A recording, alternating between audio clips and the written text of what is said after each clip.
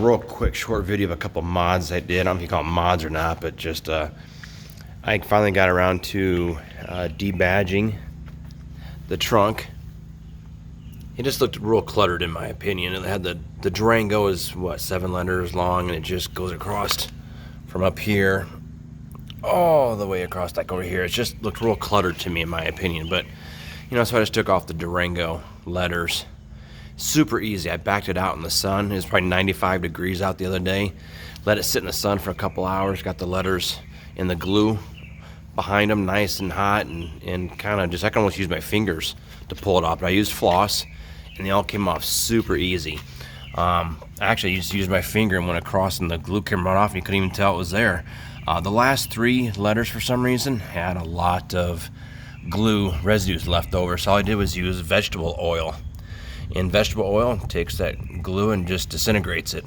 Super easy. Then I took some wax and polish and just kind of went over just to make sure it's nice and clean. And then the other mod I did was LED reverse lights.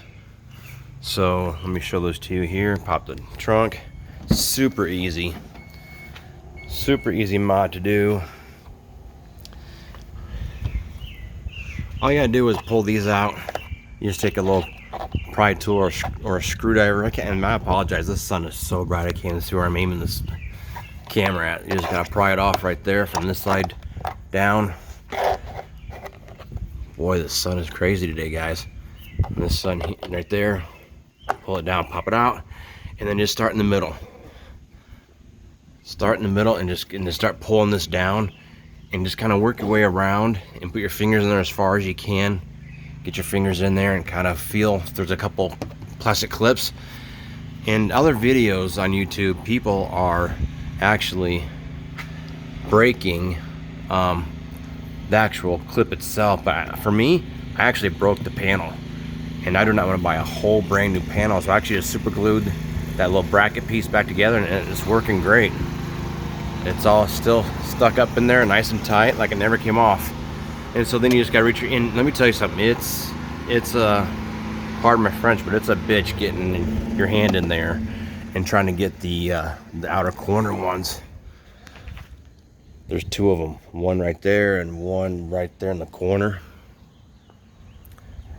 And the ones on the outer side, it's hard to get your fingers in there and pull them out and twist them. And for some odd reason, the one corner one on the passenger side, it would just not go in there. So I turned as much as I could, and I think it's snug. So I'm always doing this. I'm always coming out to my car and checking to make sure they're both still lined up in the same position. And it sure looks like they are. So I'm gonna go ahead and start the car because I gotta put it in the garage. It's gonna be 95 again today. I don't want it sitting out in the sun. So let me start it up here real quick and show you those reverse lights.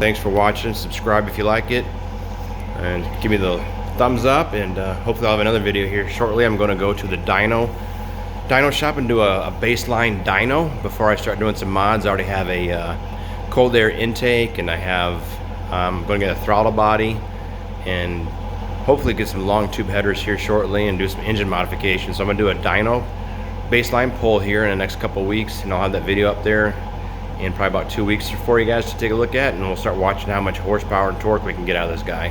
Thanks for watching. See you later.